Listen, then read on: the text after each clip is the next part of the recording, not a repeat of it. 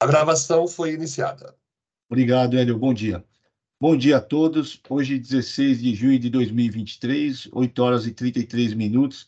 Estamos iniciando a sessão de julgamento da 9ª Câmara Julgadora do Tribunal de Impostos e Taxas do Estado de São Paulo. Bom dia a todos os presentes, aos demais juízes, aos demais advogados também, e a representação fiscal, o doutor Rodolfo. Doutor Rodolfo está presente? Presidente, eu estou substituindo o doutor Rodolfo. Ah, tá ok, eu não tinha visto, eu acabei habilitando ele como representante, tá, na sessão. Vou passar primeiro o processo, a IM 4038011, Etamussi Cia Limitada, processo é de minha relatoria.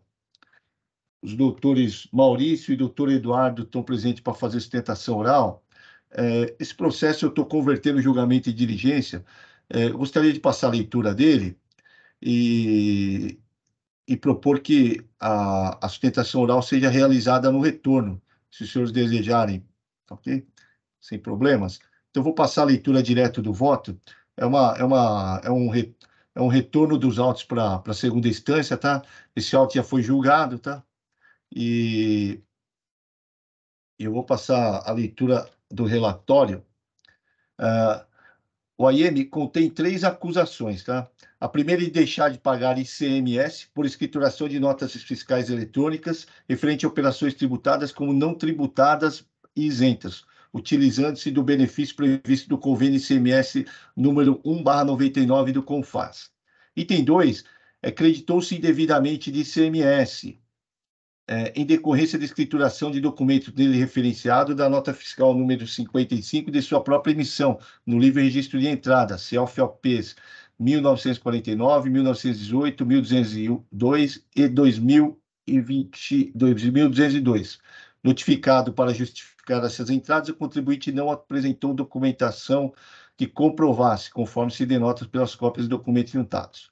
Item 3, deixou de emitir no exercício 2011 e 2012, notas fiscais modelo 55, no modelo de tanto, referente à tradição real simbólica, COFOP 5.114, das mercadorias enviadas a outros, a título de consignação, COFOP 5.917, cuja propriedade não foi transmitida e não consta dos inventários como mercadorias em poder de terceiros.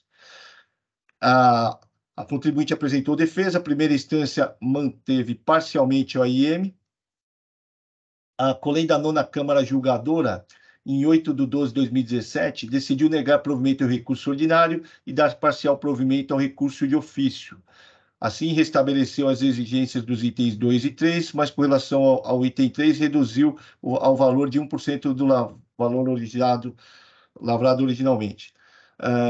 A DRF não recorreu em sede especial, a contribuinte, por sua vez, apresentou pedido de retificação de julgado e recurso especial. O presidente do tribunal indeferiu o processamento de pedido de retificação e deferiu o processamento de recurso especial. O que importa é agora, tá?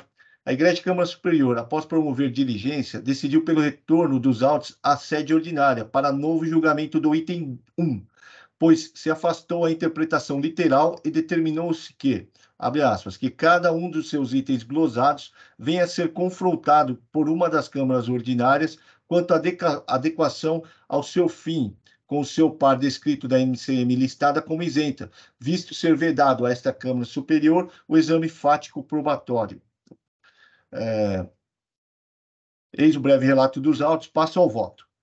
Trata-se de retorno dos autos à sede ordinária para julgamento do item 1, como determinado pela Câmara Superior, para, abre aspas, que cada um dos itens glosados venha a ser confrontado por uma das câmaras ordinárias quanto à adequação ao seu fim com o par descrito na NCM listada como isenta, fecha aspas.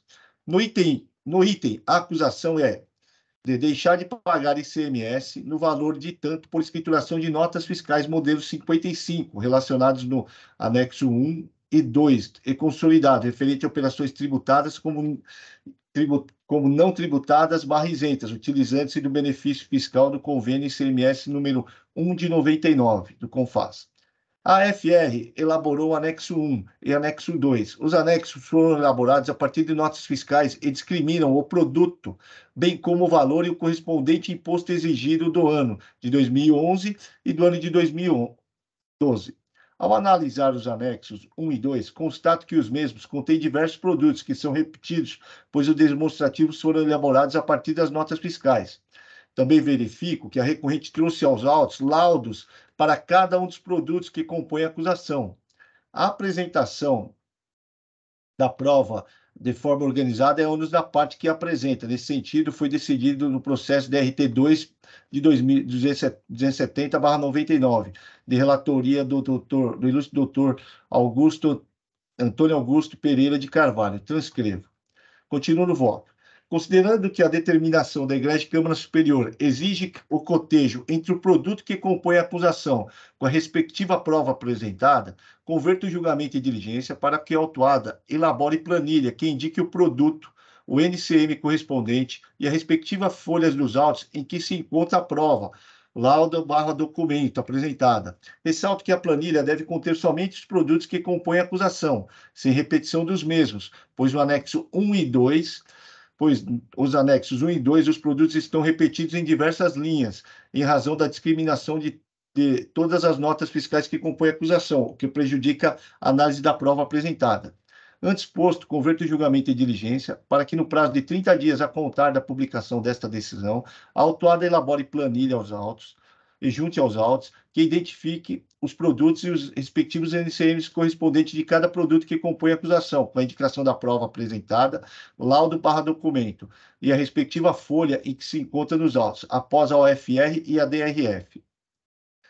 Deixa eu só gravar aqui e eu já explico o voto. Tá? Só para contextualizar a acusação do item 1 é a utilização de benefício fiscal. Tá?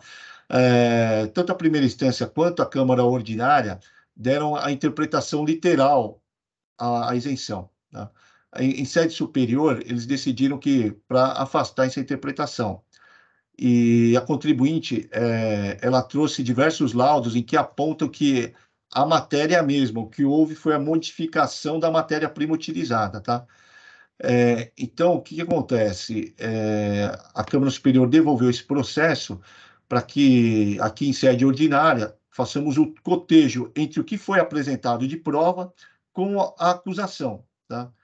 Nesse sentido, eu estou convertendo o julgamento em diligência para o contribuinte planilhar qual o laudo serve para qual produto, tá?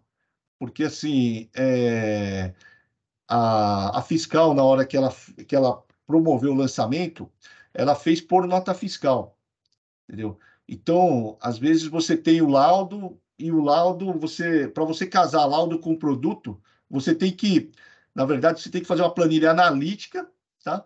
E dali da analítica você fala, olha, esse laudo serve para esse produto, tá bom? Por isso que eu estou convertendo o julgamento em diligência, tá, doutores? Então, já atendendo aí a Câmara Superior. Porque, assim, do jeito que tá, eu não consigo nem ver se os laudos apresentados suportam todos os itens que estão no item 1, né?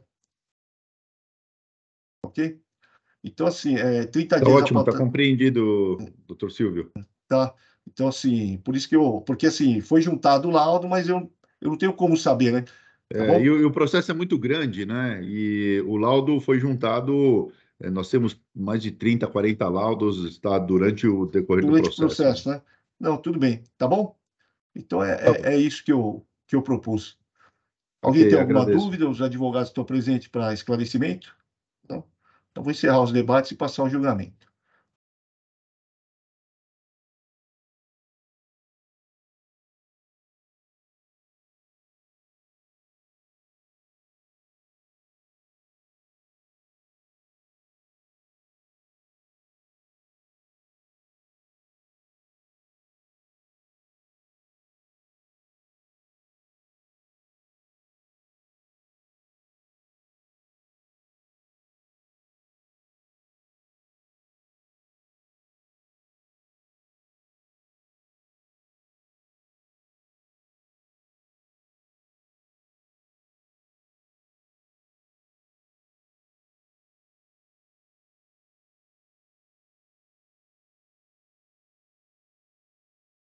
Doutores, a votação foi unânime, tá? O processo foi convertido em julgamento e diligência. Eu gravei a sustentação oral aqui, mas no retorno eu abro para fazer a sustentação oral novamente, sem problema nenhum, tá bom?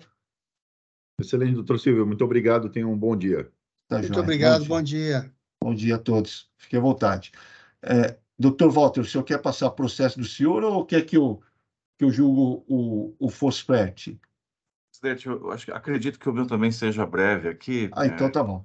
Até gostaria de indagar o advogado se ele gostaria de fazer a sustentação oral após o retorno dos autos, porque eu estou propondo aqui a devolução dos autos para a primeira instância para complementação de voto, e isso consta até no pedido da própria representação fiscal. Tá ok. A IM 424.570, G4S Monitoramento e Sistema Limitado. Tá para fazer sustentação oral, doutor Otávio Jacobo. Doutor Otávio, o senhor se opõe à devolução dos autos à primeira instância, como proposto pelo doutor Walter? Quer fazer sustentação oral?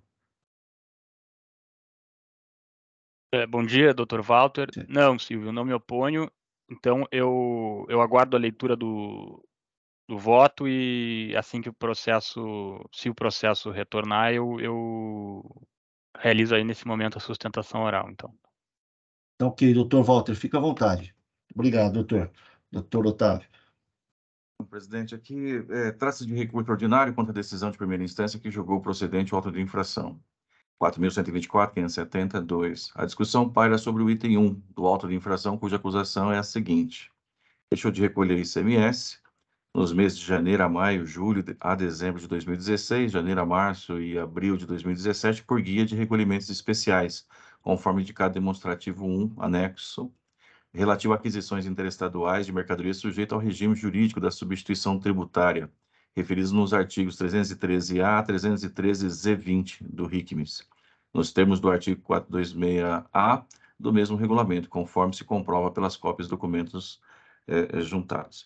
A recorrente apresenta apelo alegando, em síntese, vício de fundamentação e motivação, utilização de portaria revogada para fins de fixação do IVA-ST, ausência de fundamentação suficiente, ilegalidade da exigência do imposto antecipado com base no inciso 1 do artigo 426-A do RICMES, recolhimento do ICMS nas saídas das mesmas mercadorias, não gerando, por isso, prejuízo ao erário paulista, impossibilidade de exigência de imposto sobre mercadorias que foram objeto de operações interestaduais, incorreta antecipação de imposto sobre mercadorias não sujeitas à exigência tributária, ilegalidade da correção da base de cálculo da multa. A douta representação fiscal, as folhas tais, pugnou pelo provimento parcial do recurso para tão somente aplicar os juros com base na taxa Selic, nos moldes da súmula TIT revisada, número 10 revisada. Caso não seja acatado o pedido de retorno dos autos à primeira instância para a complementação do voto, justificando seu entendimento da seguinte forma. E a justificativa, presidente, está nos itens 22, 24 e 66 da representação fiscal, que eu destaco o seguinte. Eu vou até ler porque faz sentido. De outra parte, no que se refere à questão trazida de forma intempestiva por meio da petição, número tal, acerca dos supostos erros do cálculo do ICMS-ST, que, a nosso ver, foi reconhecido na decisão, conforme folhas tais, cujo trecho encontra-se transcrito no recurso. Permissa vênia, ao nosso ver, assiste razão autuada no sentido de que não foi devidamente enfrentada pelo ilustre julgador, o que implica em omissão da respeitável decisão e apreciação inaugural em sede de recurso ordinário representaria supressão de instância administrativa. Porém, não é causa de nulidade da decisão, mas de retorno dos autos à primeira instância para a complementação da decisão, somando-se à omissão sanando-se, a omissão em questão. O item 24 do parecer, presidente, diz o seguinte: por fim, quanto à alegação de que a respeitável decisão não teria trazido argumentação de defesa de que a fiscalização não poderia presumir, sem uma análise concreta, que a operação subsequente à entrada da mercadoria no seu estabelecimento seria uma venda interna, é citada na respeitável decisão, no item 6. E sobre essa questão, permissa vênia, a nosso ver, assiste razão autuada no sentido de que também não foi enfrentada pelo julgador, Portanto, seria o caso de retorno dos autos à primeira instância para a complementação da respeitável decisão, evitando supressão de instância administrativa. Aqui no meu voto, vale salientar que tanto as câmaras julgadoras quanto a Câmara Superior possuem entendimento sobre a possibilidade de complemento de votos e a necessidade de reforma da decisão, quando fique comprovado que não houve pronunciamento sobre pontos relevantes da decisão recorrida, e eu trago aqui, relaciono as decisões, uma da Câmara Superior, outra de Câmara Julgadora, nesse sentido, presidente. E no voto aqui, de fato, ao analisar o item 36 da decisão recorrida, denota-se uma generalidade do enfrentamento da alegação da recorrente sobre a utilização, só fazer um ajuste aqui, sobre a utilização de ato normativo, de ato normativo revogado, até porque a sua constatação é de fácil verificação, bastando apenas identificar qual ato administrativo era vigente à época dos fatos. No entanto, o julgador de primeira instância apresentou considerações genéricas sobre essa alegação, merecendo um melhor aprofundamento. Vejamos, aí eu transcrevo o item 36 do voto, presidente, e destaco os pontos que eu entendo que realmente não houve um enfrentamento. Do mesmo modo, a respeitável decisão recorrida, agora no item 6 do relatório, folhas tais, destaca a existência de operações interestaduais sem o devido enfrentamento. E também trago aqui, né, o item 6, fazendo o destaque. Com efeito, assim como a douta representação fiscal, também entendo que é causa para determinar o retorno dos autos à primeira instância para a complementação do voto sobre os pontos destacados acima. As demais alegações da recorrente serão analisadas após o saneamento da decisão recorrida. Por essas razões, conheço do recurso ordinário para lhe dar provimento no sentido do retorno dos autos à primeira instância para a complementação do voto, com base nos itens 6 e 36 da decisão proferida pela Unidade de Julgamento de São Paulo. É como voto, presidente. Ok, obrigado, doutor Walter. Está em discussão? Alguém sem inscritos? Então, vou encerrar. Só pediu para gravar o voto. Eu já encerro os debates. Pois não. Só um comentário em relação ao dispositivo do voto do Dr. Walter. Seria só escrever claramente lá que vai ficar sobrestado o julgamento do restante do recurso, porque isso vai facilitar lá para frente, quando esse processo voltar, a gente vê o que está acontecendo. Claro, claro. Obrigado, doutor Só um Rafael. detalhezinho. Farei constar. Obrigado. Obrigado, doutor Rafael.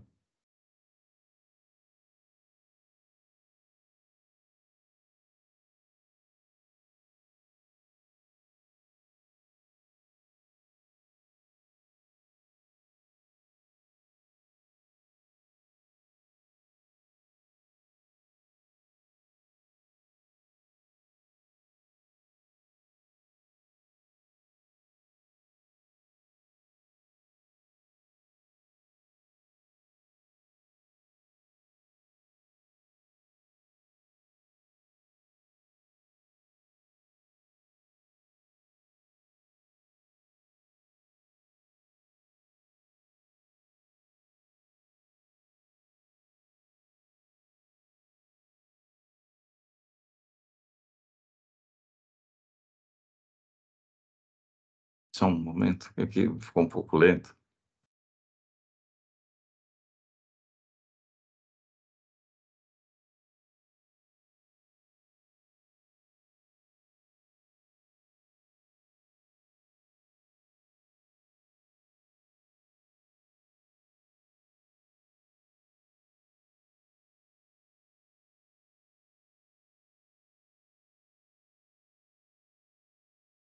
A parte do dispositivo, doutor Rafael, fiz constar, né, na última linha, vírgula, ficando sobrestadas as demais alegações, a análise das demais alegações, quando o retorno dos autos. Tá bom?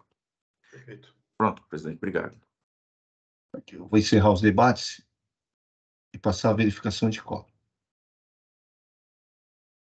Só uma questão aqui, doutor Walter. Quando o senhor registrou o voto como conhecido e provido,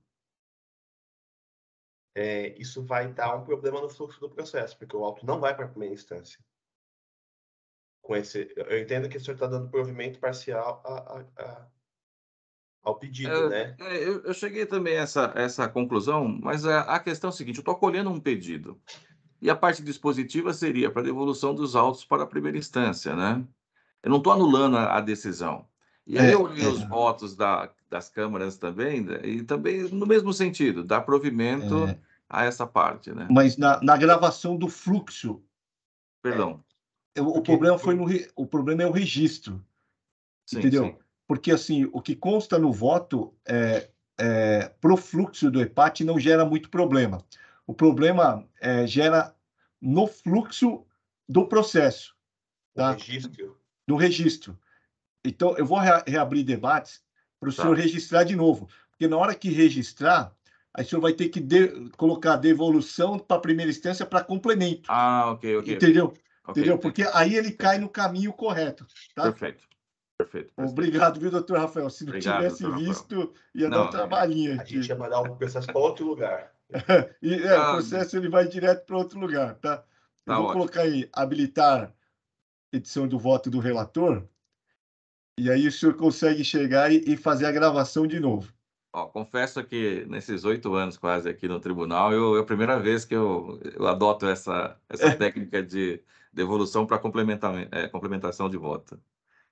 Então, é porque assim, a gravação nas bolinhas é que ele segue o Sim. fluxo, né? Então, presidente, anulação da decisão não, retorno do processo. Ah, perfeito, tem expressamente aqui. Isso. Não, perdão. Então, estou só colocando aqui fase defesa, retorno do processo para complementação de julgado e estou registrando o voto. É isso aí. Aprendi muito. Senão o doutor Rafael ia ter problema lá na assistência com esse voto. Não, obrigado. Tem que procurar Foi ele falta de depois. atenção, porque realmente está expresso aqui. Obrigado.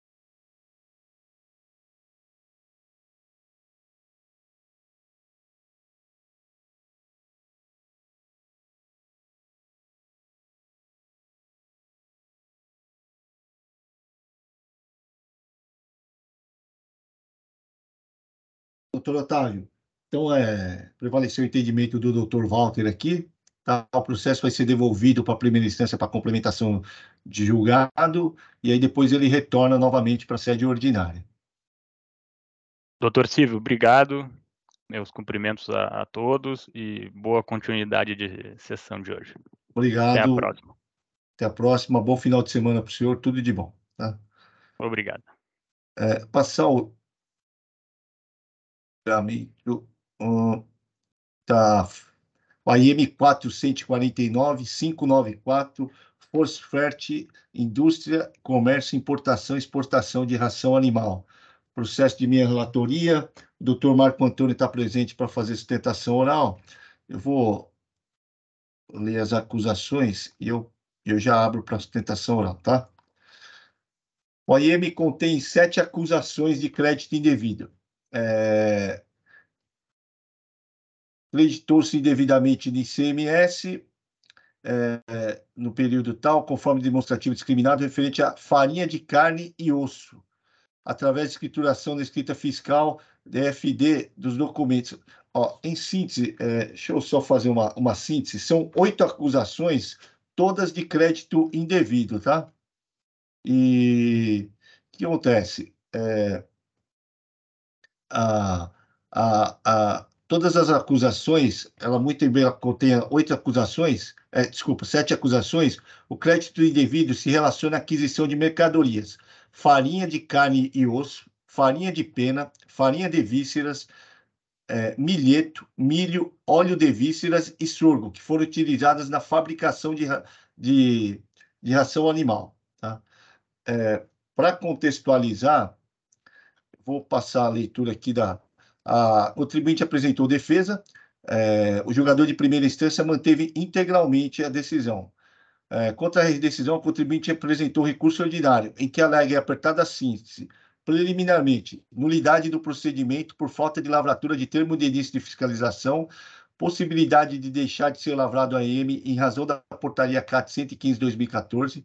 No mérito, necessidade de perícia para apurar suposto crédito devido tomado pela recorrente, que nos períodos de janeiro a abril de 2019, a legislação paulista previa sua manutenção na hipótese de saída dos produtos resultantes de sua industrialização contarem com isenção, conforme previsto no artigo 41, inciso 8º, combinado com o parágrafo 3º do anexo do RICMS 2000. Ocorrência somente de descumprimento de obrigação acessória em vista da existência de saldo credor. A representação fiscal manifestou-se pelo não provimento do apelo recursal. É o breve relato dos autos, ficou à disposição para eventuais esclarecimentos, e passo a palavra ao doutor Marco Antônio. Obrigado, doutor Silvio. Seu nome, cumprimento os demais colegas, os juízes, e um bom dia. Olha, para ser mais rápido, né? Obrigado pelo esclarecimento da acusação. Então, realmente, que o auto de infração ele se limita aqui ao crédito de ICMS da compra desses insumos: farinha de carne, farinha de osso, farinha de pena, vísceras, milheto, milho, vísceras e sorgo. Qual que é o primeiro ponto que nós pedimos aqui no sustentação, a atenção dos nobres julgadores? É que a não obediência à portaria CAT 115/2014, quando a lavratura do auto de infração já foi objeto da defesa preliminar, e o juiz, de primeiro grau, entendeu que deveria ser mantido, porque o principal fundamento é que a portaria 115/2014 não seria utilizada para os contribuintes. Tá? E eu peço a atenção e a paciência dos julgadores, e eu leio, no caput realmente da portaria já está ali muito bem definido, que a portaria CAT, ela disciplina o controle de qualidade antecedente à lavratura de auto de infração, imposto de multa, tá? De modo a salvaguardar os interesses da fazenda pública, assim como do contribuinte.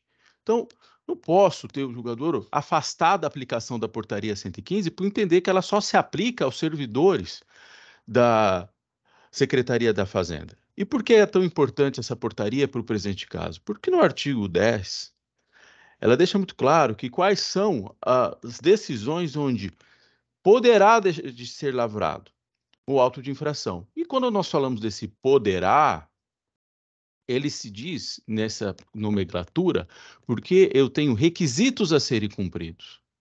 Evidente. No caso que nós estamos colocando, e é um dos pedidos que nós fazemos preliminar, eu estou tentando só realmente apontar que os pontos mais importantes aqui da defesa é que não houve a falta de recolhimento de imposto. Tá? Esse crédito, tá? Ele não foi utilizado, e se foram valores marginais, pequenos, irrisórios. Tá? Então, como eu posso ter a lavratura de um auto de infração se no primeiro requisito já foi obedecido? Eu não tenho ali a falta de imposto, eu não tenho dolo, eu não tenho fraude, eu não tenho simulação. Ficou demonstrado que não houve prejuízo à fiscalização. O que fez o contribuinte foi ele rever a sua contabilidade e entendeu da compra desses produtos que eles não estavam se creditando da maneira correta. E exatamente foi isso que foi feito e não foi utilizado esse crédito. Então, o primeiro ponto, eu peço a atenção dos nobres julgadores, é justamente da aplicação do artigo da portaria 115/2014, em especial seu artigo 10, para que ele realmente seja aplicado, e com isso vai trazer a nulidade para esse auto de infração. Caso não seja esse entendimento dos julgadores, o que nós pedimos? Por que é tão importante o que nós falamos aqui da perícia, que seja convertido em diligência? Por quê? Eu tenho esses valores que foram supostamente indevidamente escriturados, mas eu não tenho no trabalho fiscal a apuração de uma maneira adequada do que foi utilizado desses insumos para a produção da ração animal fish ou para a ração pet. Eu não tenho quantificado de maneira precisa esse volume. E essa situação deve ser melhor apurada justamente em diligência. Já foi pedido isso em defesa administrativa e esse assunto foi superado. tá? Por que dessa situação? Conclui-se que esses insumos, tá? De fornecedores paulistas não são destinados integralmente para a produção de ração animal fish. E quando são, parcialmente, parte deles é destinado para adquirentes de outras unidades federadas, com tributação de ICMS, ainda que abrigada pela ilusão da base de cálculo. Ou seja, não traz nenhum tipo de situação que possa trazer glosa para esses créditos. Tá? Então, pois bem, nós entendemos já que um crédito devido não pode compensar débito, não utilizado para compensar débito, não pode ser exigido como auto de infração, como imposto. Isso aí da parte da portaria. Uma vez superado, nós vamos entender através justamente da diligência, da perícia, de que esse crédito também não foi utilizado, ele foi tomado de maneira adequada, ele não foi utilizado como imposto e ele foi dado a ele a destinação correta. Né? E aí, se não é imposto, a classificação da penalidade também deve ser alterada, pois ocorreu tão somente um descumprimento de uma obrigação acessória. Também é um outro ponto que nós pedimos que seja analisado. Tá? Outras unidades da Federação, Pernambuco, Paraná, Minas, já consideram o imposto que foi utilizado para compensar débito e o valor não utilizado é devido à notificação ao contribuinte para que possa fazer o estorno desse valor. Tá? Então, os nobres jogadores, é extenso o procedimento, mas eu peço a atenção de vocês para que esses pontos que realmente foram muito bem combatidos na defesa, não foram acatados no julgamento de primeira instância, que nós pedimos que sejam analisados pelos nobres julgadores para que tragam aí a decretação da nulidade de auto de infração e o cancelamento das exigências. Caso não seja esse o entendimento, que seja acolhido os pedidos alternativos que já estão muito bem delineados no recurso, não vou perder tempo de vocês com essa leitura. Tá? Muito obrigado, doutor Silvio. Obrigado, doutor Marco Antônio, pela objetividade e clareza da sustentação oral. Vou passar a leitura do voto. O voto já estava disponível para os demais julgadores. Passo a leitura a partir do voto do item 7. Trata-se de recurso ordinário interposto contra a decisão proferida pela unidade de julgamento de São José do Rio Preto, que manteve integralmente o AIM. O AIM contém 7 acusações de crédito indevido. O crédito indevido se relaciona à aquisição de mercadorias, farinha de carne e osso, farinha de pena, farinha de vísceras, milheto, milho, óleo de vísceras e sorgo, que foram utilizados na fabricação de ração animal. O fisco constatou a existência de crédito de 18% nas aquisições e operações internas, sendo que, neste caso, a operação é isenta, portanto, a autuada não poderia se aproveitar do crédito destacado dos documentos fiscais, conforme disposto em legislação. Também constatou que, nas operações interestaduais, a autuada se aproveitou do crédito de 12%, sem observar a redução da base de cálculo em aquisições interestaduais. Para contextualizar as acusações, transcrevo parte do relatório circunstanciado que detalha o trabalho fiscal.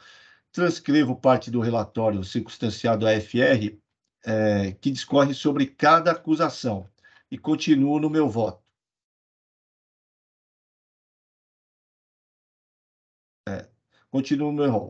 No recurso ordinário, em sede preliminar, alega-se nulidade do procedimento por falta de lavratura do termo de início de fiscalização. Constato nos autos que a autuada foi notificada via DEC do início dos trabalhos fiscais. O FR na manifestação fiscal informa que a lavratura do AIM tem origem na execução dos trabalhos das OSFs número 10.01686/20, dígito 3, cita as 5 OSFs, tá?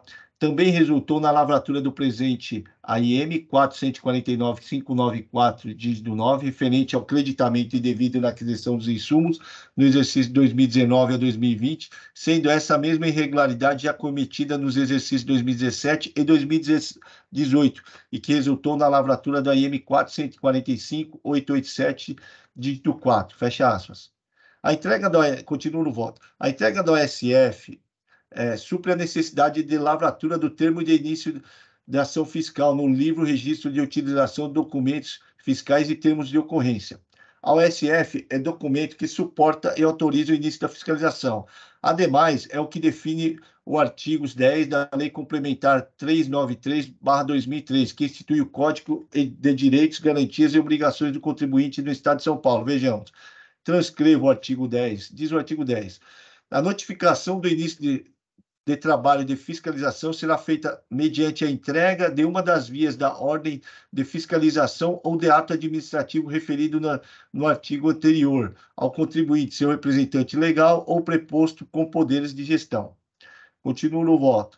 Com efeito, não há como acolher a preliminar de nulidade OIM, pois a entrega da ordem de serviço de fiscalização materializa a notificação do início dos trabalhos fiscais, não havendo necessidade de lavratura de termo de início de ação fiscal no livro registro de utilização de documentos fiscais e termo de ocorrência.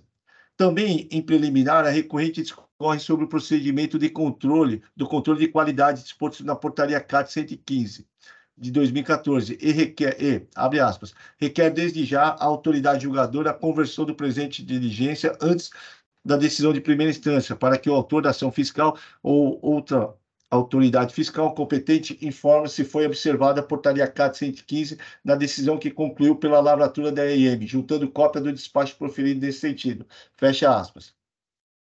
Sobre os argumentos de descumprimento da portaria CAT 115, o ilustre juiz Augusto Toscano esclarece que não há na citada portaria CAT 115 qualquer disposição expressa no sentido de que o referendo da Comissão de Controle de Qualidade deve se constituir em peça integrante do auto de infração. Fecha aspas. Transcrevo também decisão do ilustre juiz doutor Ítalo no mesmo sentido e continuo no meu voto. O controle de qualidade não faz parte dos requisitos de validade do AIM. O controle é procedimento interno, portanto, não há necessidade de se instruir o AIM com o referido controle. Nesse passo, considerando que não existe a obrigatoriedade de se instruir o AIM com o procedimento previsto na portaria CAT 115, afasta a preliminar. Adicionalmente, ressalto que o OFR, na manifestação fiscal, atesta que os documentos SF ESP 2022/163574 e SFP DES 2022/435573 materializam o controle de qualidade exigido na portaria CAT 115, de tal sorte não há necessidade de converter o julgamento em diligência. Por oportuno, transcrevo parte do venerando acordo da Igreja de Câmara Superior que decidiu pelo não conhecimento da perícia especial da contribuinte em caso análogo, em que se consta nos autos a indicação de número de documento que materializa o controle de qualidade. Vejamos, transcrevo parte da decisão e continuo no meu voto. Assim, afasto as preliminares e passo ao mérito. No mérito, embora o AIM contenha 7 acusações, as ações recursais não estão individualizadas, pois as acusações têm a mesma origem, a separação ocorre em razão dos produtos adquiridos. Alega a recorrente que, abre aspas, na busca da verdade real, princípio basilar do direito tributário, bem como a apuração de eventual crédito devido de imposto e de sua liquidez e certeza, os demonstrativos elaborados pelo agente autor do lançamento deverão ser revistos, ser objeto de perícia, para que se possa apurar se de fato houve a ocorrência de crédito indevido em relação às acusações relatadas nos itens 1.1 e 1.7 da peça vestibular. Fecha aspas. O argumento não pode ser acolhido. Não há previsão de perícia no contencioso administrativo. Ademais, a recorrente poderia trazer aos autos laudo para demonstrar erro no trabalho fiscal. No entanto, a defesa e o recurso ordinário carecem de documentos que demonstrem erro nas planilhas produzidas pelo fisco. Sobre os cálculos, é importante mencionar que o FR na manifestação fiscal informa que as planilhas foram enviadas por 2 vezes à autuada, no entanto, a mesma quedou-se inerte. Vejamos. Transcrevo a manifestação da FR e continuo no meu voto. O argumento de que, abre aspas, nos períodos de janeiro de 2019, a legislação paulista previa sua manutenção na hipótese de saída dos produtos resultantes de sua industrialização contarem com isenção, conforme previsto no artigo 41, inciso 7º, combinado com o parágrafo 3º do anexo do RICM 00, não socorre a recorrente. Como informado pela FR, abre aspas, o referido dispositivo legal se aplica a contribuinte que recebe mercadoria regularmente tributada. E no caso dos insumos aplicados na produção de ração animal, não houve regular tributação, uma vez que referidas aquisições teriam que ser isentas internas e com redução da base de cálculo interestaduais. Não haveria crédito regular a ser escriturado e posteriormente não estornado. Fecha aspas.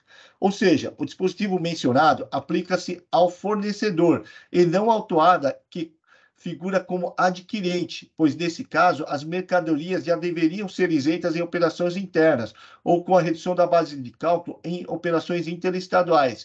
Registre-se que não há ofensa ao princípio da não cumulatividade. Dispõe o inciso 2 do parágrafo 2º do artigo 155 da Constituição Federal, que a isenção ou não incidência não implicam no crédito, salvo ser previsto na legislação, fecha aspas.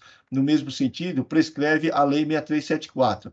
Transcrevo o artigo 60 e 61 da 6374 e continuo no meu voto. A súmula 509 do STJ não se aplica ao caso, pois as acusações de crédito devido exigidas neste AIM não têm relação com declaração de idoneidade do remetente das notas fiscais. A existência de saldo credor é levada em consideração para a incidência de juros moratórios, mas não é causa que impede a lavratura da AIM, além de que o crédito é direito do contribuinte e não cabe ao fisco impor a sua compensação por meio de recomposição da escrita fiscal. É de competência da contribuinte a composição da escrita fiscal. Por outro lado, o fisco tem competência de lavrar o AIM. Acentuo que o tema já é conhecido no âmbito desse tribunal e tem entendimento consolidado. Nesse sentido, transcrevo parte do voto do ilustre juiz Fernando Moraes Salaberry, proferido nos autos DRT 6, 337 e 98, e utilizo como fundamento e razão de decidir. Transcrevo parte do voto do Dr. Salaberry, que aborda esse tema, e passo ao voto, e continuo no voto. Assim, não é essencial ao deslinde de caso o fato de que a conduta infracional não tenha reflexo no recolhimento, dada a existência de saldo credor continuado. Isto porque o saldo credor continuado tem reflexo na não incidência dos juros moratórios, e não cabe ao fisco impor a compensação do saldo credor com a conduta de crédito devida apurada neste AIM. Assim, procede a alegação de que houve tão somente descumprimento de obrigação acessória e não de principal. Por fim, não acolho pedido de reclassificação das multas para a linha O do inciso 5 do artigo 85 da Lei 6374, pois a classificação da linha J do inciso 2 do artigo 85 se amolda perfeitamente às condutas infracionais relatadas. Antes posto, considerando as provas dos autos, conheço do recurso ordinário e no mérito nego-lhe provimento para manter integralmente o AIM. Vou fazer o registro dos votos e eu já abro para discussão.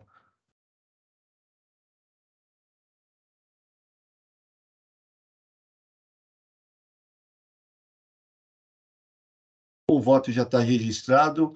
Alguém tem alguma dúvida? Gostaria de se manifestar? Ok. Vou encerrar os debates e passar a votação.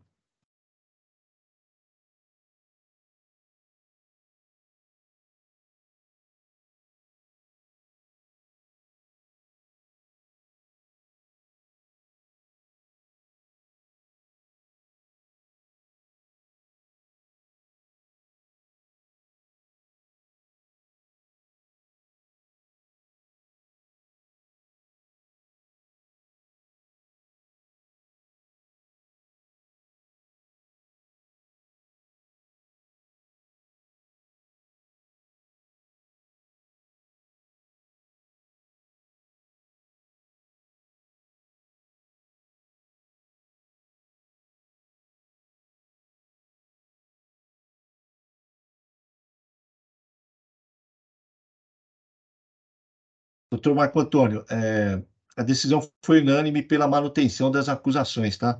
Foram afastadas as preliminares e no mérito também sagrou-se vencedor no entendimento, tá? De que o AIM de que o AFR não poderia compensar os créditos existentes na escrita fiscal. Tá ok? Tá, entendido. Obrigado. Obrigado. Tenha um bom dia, bom final de semana. Obrigado, bom dia, bom fim de semana a todos. Passar o último julgamento da pauta, a IM 4004-457 LGE Eletrônica Limitada, Dr. Carlos Henrique. O voto é do Dr. Carlos Henrique, ele que é o relator. Pode ficar à vontade, Dr. Carlos. Obrigado, presidente. Presidente, o auto é composto de 9 infrações. Eu vou falar rapidamente, se já tiveram acesso também. Duas capitulações são de deixou de pagar ICMS, 3 creditáveis, 3, 4, 5 creditou, 6 creditou-se e 7, 8 deixou de emitir. É um processo também que estava na Câmara Superior, voltou, tá? E eu vou direto à primeira instância, julgou parcialmente o auto de infração, entendendo insubsistentes os itens 7 e 8 e procedente o item 9, parcialmente procedente o item 2, reduzindo a multa do valor.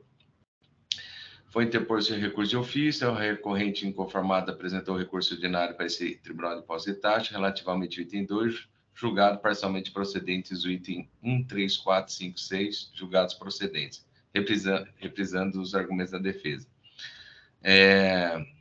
A recorrente também apresentou quantas razões de recurso de ofício, e neste inteirinho, o que aconteceu? A recorrente informou que parte, as folhas 818 e 819, que parte do crédito tributário discutido no presente processo administrativo, relativos ao item 3, 4, 5, 6, foram quitados em parcela única nos termos do PEP, do ICMS do Decreto 58.811 de 2012, e requerendo desistência parcial do recurso ordinário interposto para este egrégio Tribunal de Impostos e Taxas.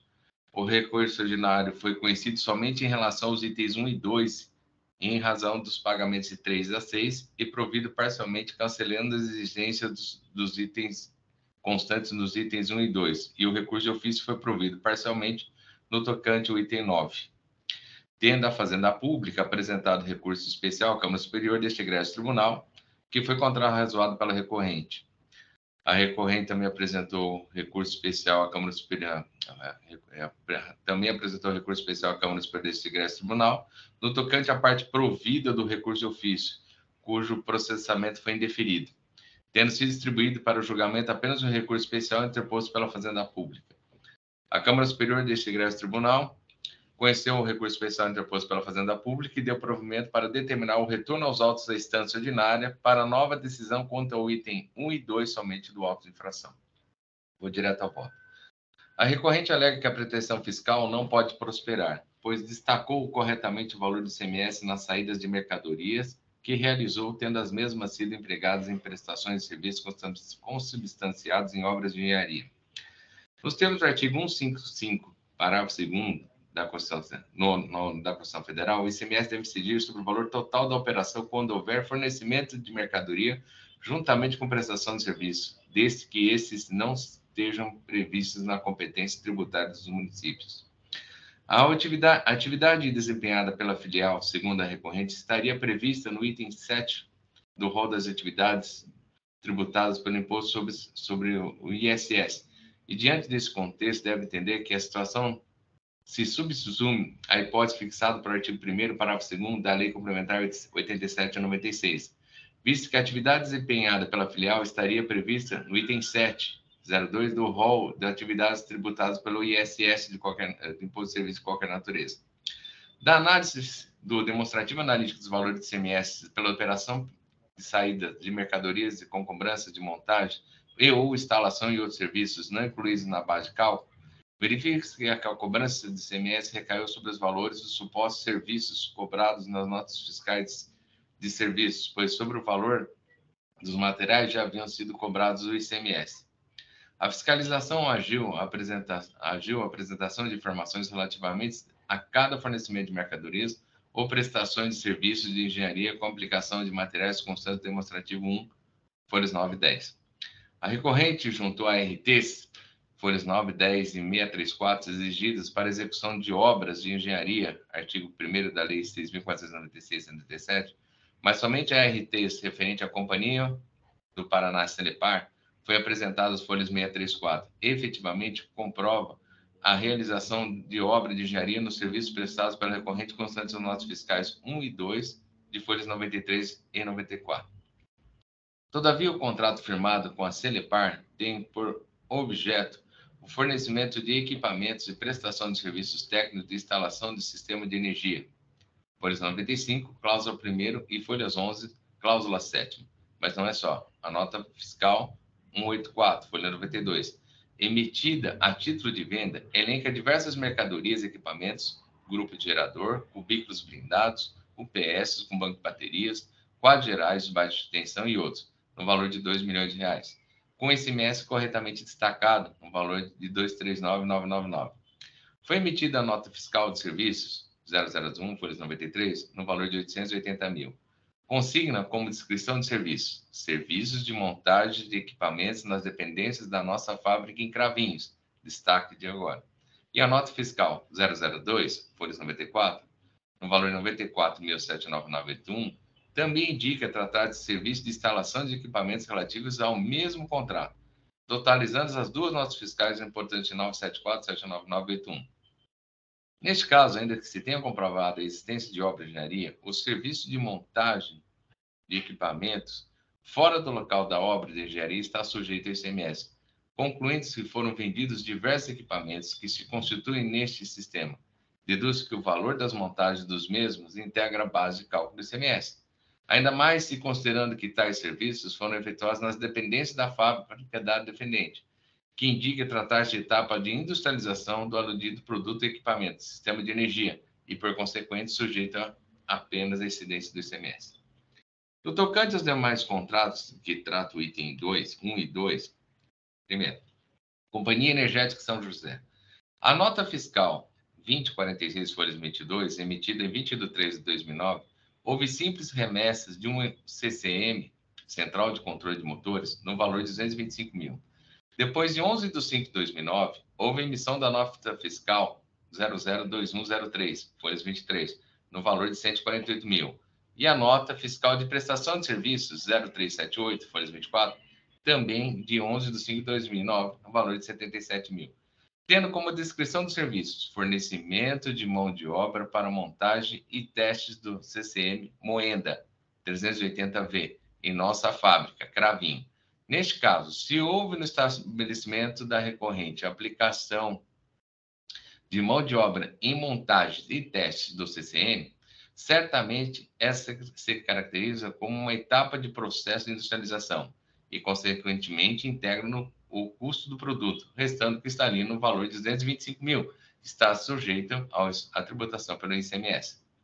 O item 2, Cocal, Comércio, Indústria, Canaã, Açúcar e Álcool.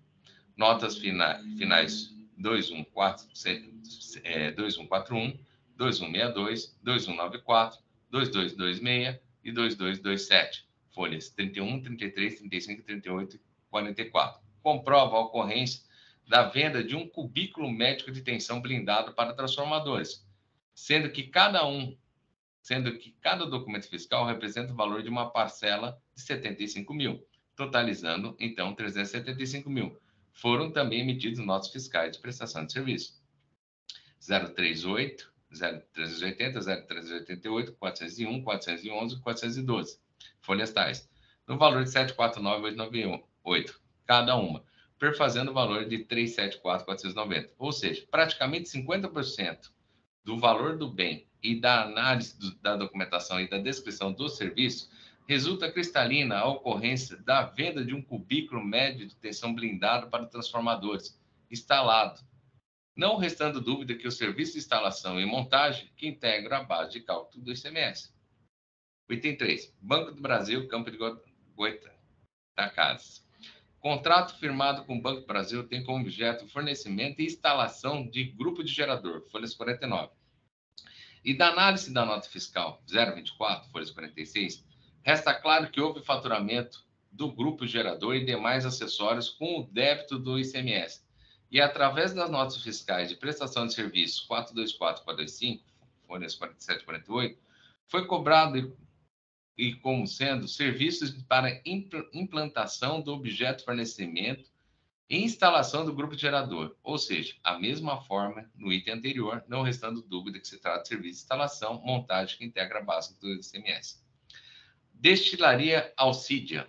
Da análise das notas fiscais 2157, 2158 e 259, folhas tais, emitidos a título de venda e com destaque do ICMS das notas fiscais de prestação de serviços 386, 387, 392, 397, 398, 399, 400, 428 florestais e demais documentos contratuais acostados nos autos, conclui-se que houve venda de material elétrico com a obrigação contratual de entregá-las instaladas. Ou seja, os valores constantes das notas fiscais de prestação de serviço correspondem a valores que devem integrar a base de cálculo do ICMS.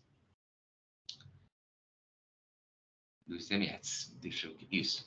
Destilaria Alcídia, novamente. Desculpa.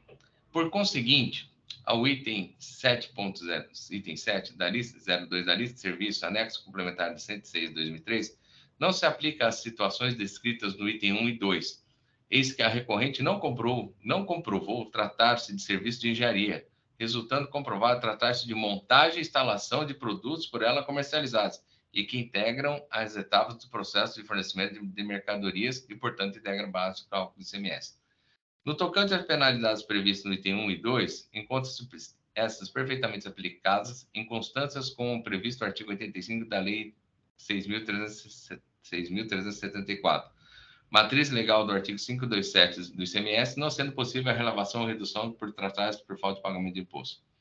Por fim, se afigura totalmente improcedentes alegações da recorrente quanto ao caráter confiscatório da multa, eis que não cabe a este órgão de julgamento avalizar os critérios de caracterização de confisco, de proporcionalidade, razoabilidade e capacidade contributiva adotado pelo Poder Judiciário, como também não lhe cabe julgar a inconstitucionalidade de normas cabendo apenas cumpridas.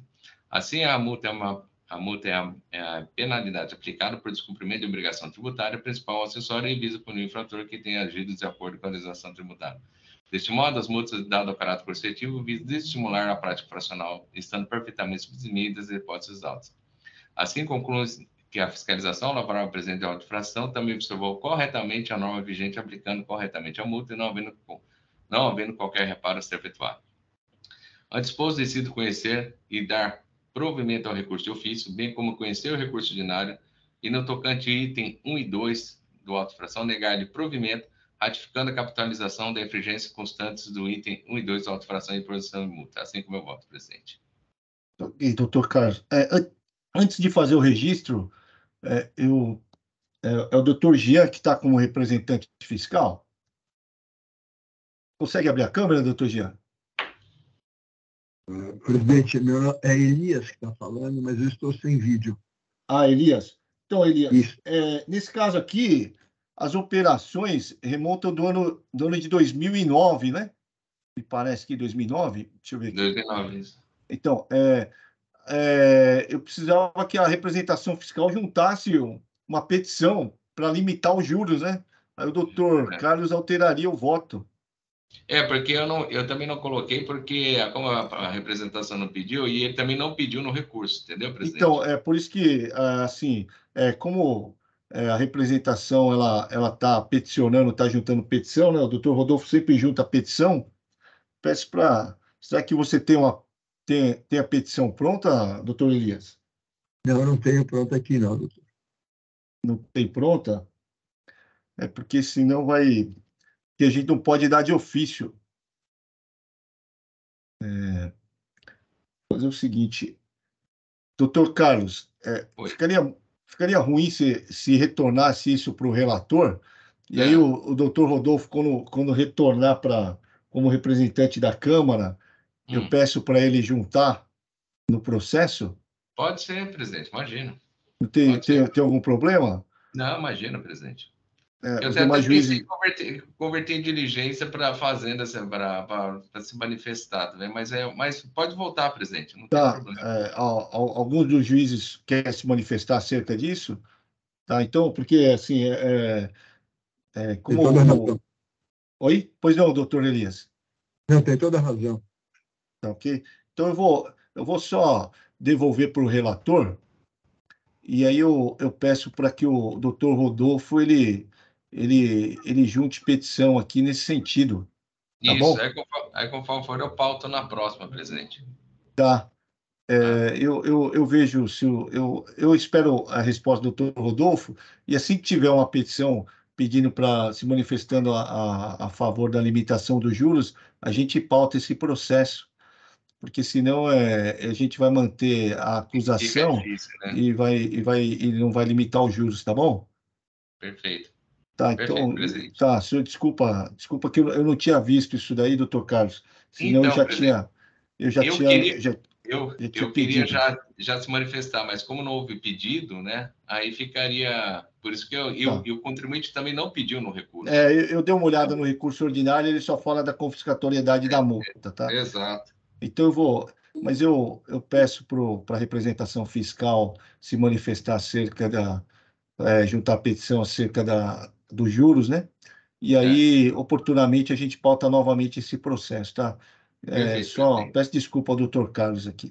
Imagina. Então esse processo foi devolvido para o doutor Carlos e no retorno a gente julga ele novamente, tá? Perfeito. Então, com a devolução desse processo, eu encerro a sessão de julgamento. Peço para que todos aguardem o encerramento da gravação e da transmissão. Mais uma vez, eu peço desculpa aqui ao doutor Carlos por não ter observado a omissão aqui da DRF, tá? Senão eu teria poupado a leitura do voto, tá? Peço a todos que desejo a todos um ótimo final de semana, tenham todos um bom dia. Peço para que aguardem novamente aqui o encerramento da transmissão e da gravação.